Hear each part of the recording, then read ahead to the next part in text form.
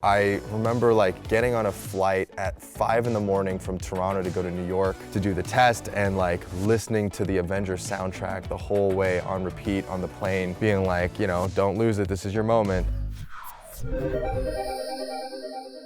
What makes Shang-Chi different from a lot of the Marvel superheroes you've seen before? First and foremost, he doesn't wear a mask or a suit of armor. So basically, his face is just kind of out in the open. What you see is what you get, which means that in all the action sequences, there's not a whole lot of places to hide or to be replaced by CG. So it's, you know, it's as much of me as it possibly can be, which is both exciting and awesome, and also was really, really tiring when we were shooting it.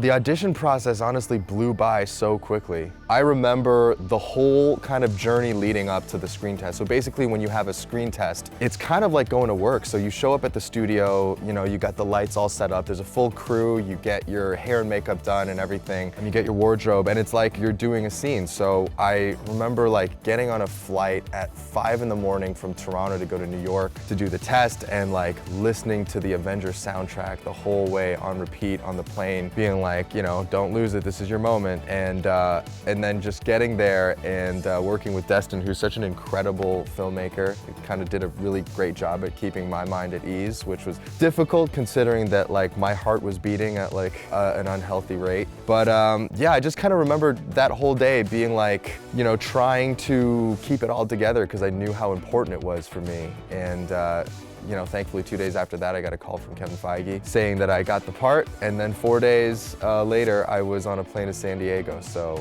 like I said, like it happened so fast, and my brain still hasn't quite processed all of it. But it's the greatest journey, man. It's really been awesome.